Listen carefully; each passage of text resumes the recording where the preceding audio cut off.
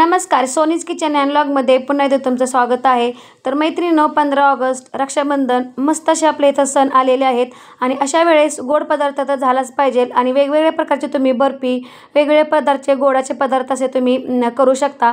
तर आजच्या रेसिपीमध्ये तुम्हाला अशाच मी एकदम सोप्या पद्धतीने ओल्या नारळाची बर्फी कशी बनवायची ही सांगणार आहे। पहिल्या प्रयत्नातच तुमची बर्फी आहे ती चुकणार नाही व मस्त अशी येईल।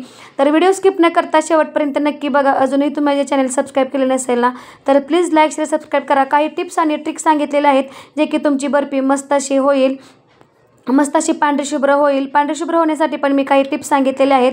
तर चला आता वेळ न घालवता आपण आजच्या रेसिपीला सुरुवात करूया।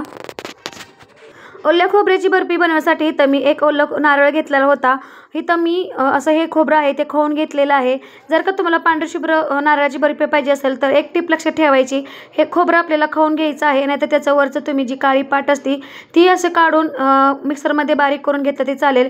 इथं माझी 2 वाटी एवढा हा चव भरलेला आहे। त्यासाठी इथं मी 1.5 वाटी साखर घेतलेली आहे, अर्धी वाटी दूध घेतलेलं आहे आणि त्यासोबत दुधावरची जी मलाई असते ती मी घेतलेली आहे। तर इथं हे प्रमाण परफेक्ट आहे। ह्याच प्रमाणे तुम्ही बर्फी बनवणार तर अजिबात तुमची बर्फी आहे ती चुकणार नाही। पहिल्या प्रयत्नातच ही तुमची बर्फी आहे ती मस्त अशी होईल। आता इथं मी कढई घेतलेली आहे। आता कढईमध्ये आपल्याला हे जे ओल्या नारळाचा चव घेतलेला होता तो घालून घ्यायचा आहे। आता त्याच्यासोबतच जी साखर घेतलेली होती ती पण घालून घ्यायची आहे। जर का तुम्हाला गोडीला जास्त पाहिजे असेल तर तुम्ही समप्रमाण घेतलं तरी चालेल, पण इथं मी जरा थोडीशी गोडीला कमी बनवत आहे, त्याच्यामुळे मी 2 वाटीसाठी मी 1.5 वाटी एवढी साखर घेतलेली आहे। तर हे प्रमाण परफेक्ट आहे ना। बर्फी परफेक्ट होण्यासाठी साखरेचं प्रमाण कमी करू नका। आता इथं जे आपल्याला दूध घेतलेलं आहे साईसकट दूध घ्यायचं आहे, जेणेकरून जी आपली बर्फी आहे ती मऊसूद अशी बनते। आता हे मिश्रण आपल्याला छान असं मिक्स करून घ्यायचं आहे। तर बऱ्याच वेळा काय होतं की तुपाचा वापर करतो, पण तुपाचा वापर केल्यामुळे जी आपली बर्फी आहे ती पडत नाही। तर माझ्या पद्धतीने मी अशी करते, बर्फी मस्त होते, व्यवस्थित अशी पडली जाते। बर्फी संपूर्ण तुमची छान अशी येण्यासाठी व्हिडिओ शेवटपर्यंत नक्की बघा। आता हे मिश्रण आपल्याला छान असं मिक्स करून घ्यायचं आहे। गॅसची फ्लेम इथं मी फुल ठेवलेली आहे। स्टार्टिंगला आपल्याला फुल ठेवायचं आहे, जेणेकरून जी साखर असते ना ती पटकन अशी विरघळली जाते। तर हे मिश्रण छान असं मिक्स करून घ्यायचं आहे। तर दुधाचे प्रमाण पण आपल्याला असंच पाहिजे, 2 वाटीसाठी अर्धी वाटी दूध घ्यायचं आहे। आता छान असं मिक्स करून घ्यायचं आहे। जर काही तर तुम्ही दूध नाही घातलं तरी चालेल, पण खूप छान अशी होती, दूध घातल्यामुळे मस्त अशी टेस्ट लागते। जरी का तुम्ही दूध घातलं तरी लगेच खराब होणार नाही। जवळजवळ आपली ही बर्फी आहे ना 15 दिवस आरामशीर मस्त अशी राहते। तर चला मी छान असे मिश्रण मिक्स करून घेते। इथं बघू शकता जवळजवळ 5 मिनिटं झालेले आहेत आणि पूर्ण साखरेचं पाणी आहे ते झालेलं आहे। आता ह्या स्टेजला इथं मी गॅसची फ्लेम कमी केलेली आहे। आता इथं आपल्याला जी मलाई घेतली होती ना ती घालून घ्यायची आहे। तर मलाई नसले तरी नाही घातले तरी चालेल, नुसतं दूध घातलं त्याच्यावरची साय घातली तरी चालेल। आता इथं आपल्याला हे छान असं मिश्रण मिक्स करून घ्यायचं आहे। जर का तुम्हाला इथं दूध पावडर घालायचे असले ना तरी तुम्ही घालू शकता, दूध नसेल घालायचं तर तुम्ही दूध पावडर घालू शकता। आता हे मिश्रण छान असं मिक्स करून घ्यायचं आहे।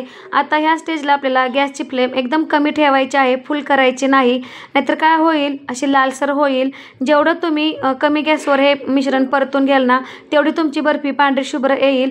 आणि जर का तुम्ही फुल गॅसवर कराल, घाई गडबडीने बनवणार तर लाल भडक अशी येईल। त्याच्यामुळे घाई न करता आपल्याला कमी आचेवरच ही बर्फी छान अशी करून घ्यायची आहे।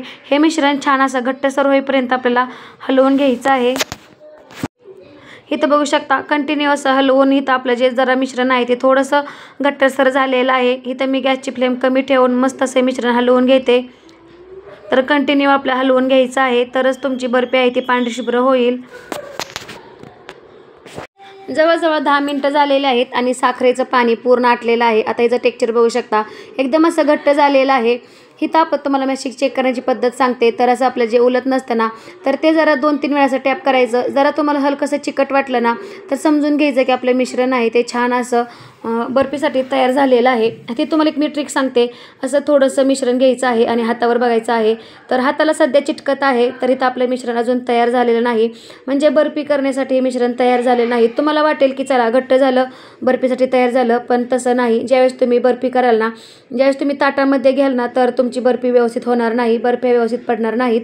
त्याच्यामुळे व्हिडिओ पूर्ण बघितला तरच तुम्हाला समजेल की बर्फी कशा प्रकारे सेट झालेली आहे.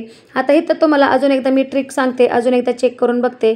तर अशा प्रकारे मी थोडंसं अजून मिश्रण घेते. एका प्लेटमध्ये मिश्रण घ्यायचं आहे आणि जरा थोडंसं थंड होऊन द्यायचं आहे.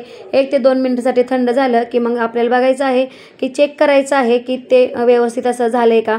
आता इथं मी 2 ते 3 मिनिटासाठी थंड करून घेतलं आणि अशा प्रकारे आपल्याला हातावर घेऊन त्याचा असा लाडू बनवून घ्यायचा आहे. गोळी बनत आहे का बघायचं आहे. जर का तुमची व्यवस्थित त्याची गोळी बनली की समजायचं आपलं मिश्रण आहे ते छान असं तयार झालेलं आहे. तर बघू शकता अशा प्रकारे गोल गोल करून असं मिश्रण बघून घ्यायचं आहे. तर तुम्ही व्हिडिओमध्ये बघतच आहात, अशा प्रकारे आपल्याला इथं हे चेक करायचं आहे.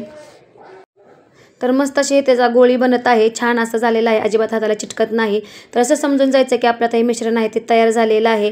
आता ह्या स्टेजला आपल्याला गॅस बंद करायचा आहे आणि गॅस ज्यावेळेस आपली बर्फीचं मिश्रण आहे ते तयार होतं ना, त्याच वेळेस आपल्याला गॅस बंद करायचा आहे. तर इथं तुम्ही कढईमध्ये पण बघू शकता अशा प्रकारे साईडला पांढरं म्हणजे जे साखर आहे त्याचा पाक म्हणजे तयार झालेला आहे, असं पांढरं त्याला आलेलं आहे. तर समजून जायचं की आपली बर्फी आहे साठी हे मिश्रण तयार झालेलं आहे.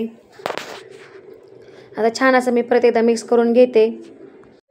आता ह्याच्यामध्ये मी 1 चमचा वेलची पूड घालत आहे. वेलची पूड घातल्यामुळे छान अशा आपल्या बर्फीला टेस्ट येते. आता बर्फी आपली पटकन अशी निघण्यासाठी तर तुम्हाला एक मी टिप सांगत आहे.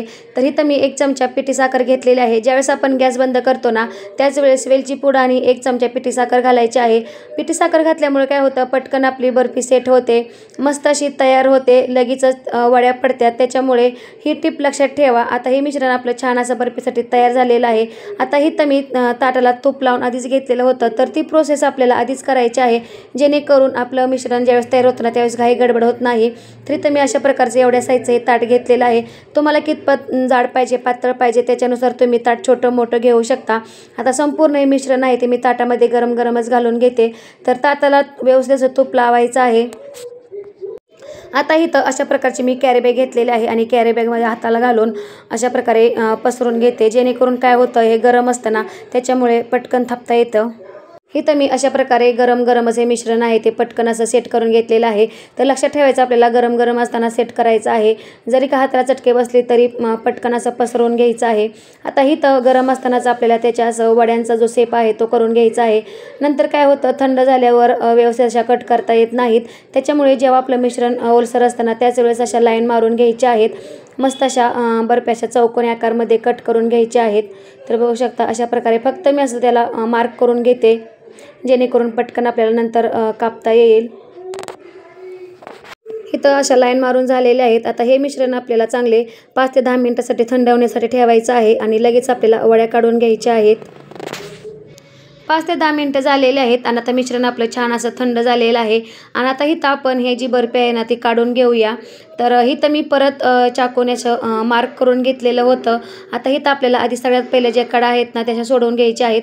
तर बघू शकता फक्त मी चाकूचं टच केलेलं आहे तर लगेच व्यवस्थित असं निघत आहे. अजिबात असे त्याचे तुकडे वगैरे पडलेले नाहीत किंवा चिटकून असं बसलेलं नाही, मस्त असं असे निघत आहेत बर्फी. तर आधी चाकूने आपल्याला असं मोकळं करून घ्यायचं आहे, म्हणजे पटकन अशा निघल्या जातात. तर कडानी साईडनी सोडवल्यावर बघू शकता मस्त अशा आपल्या बर्फी आहेत ना व्यवस्थित अशा निघत आहेत. फक्त मी चाकूने टच करते, खालून फक्त त्याला सोडवते, तर किती छान अशा निघत आहेत. मस्त आपल्या बर्फ्या पांढऱ्या शुभ्र अशा झालेल्या आहेत आणि इझिली अशा निघत आहेत. तर एका नारळामध्ये भरपूर अशात आपली बर्फी तयार झालेली आहे. तर चला संपूर्ण आपण बर्फी आहे ती काढून घेऊया. रक्षाबंधन स्पेशल इथं आपली मस्त ओल्या नारळाची बर्फी तयार झालेली आहे. तर आजचा व्हिडिओ कसा वाटला नक्कीच मला कमेंटमध्ये सांगा आणि व्हिडिओ आवडल्यास प्लीज लाईक शेअर सबस्क्राईब करा आणि असंच माझ्या चॅनल कनेक्ट राहा, जेणेकरून माझ्या नवीन रेसिपी तुम्हाला बघायला भेटतील. तर इथं तुम्हाला मी एक वडी दाखवते, तर जवळून दाखवते. तर बघू शकता इतपत अशी मी त्याची जाडी ठेवलेली आहे. मस्त अशी पांढरी शुभ्र झालेली आहे, अजिबात त्याचे तुकडे वगैरे पडत नाहीत. इझिली अशी मस्त आपली चौकोनी अशी ही बर्फी तयार झालेली आहे. तर इथं तुम्हाला मी तोडून दाखवते. तर बघू शकता किती सॉफ्ट अशी झालेली आहे. तोंडात टाकतोच आपली बर्फी आहे ती विरघळते. तर चला आता नेक्स्ट व्हिडिओत भेटूया, तोपर्यंत धन्यवाद.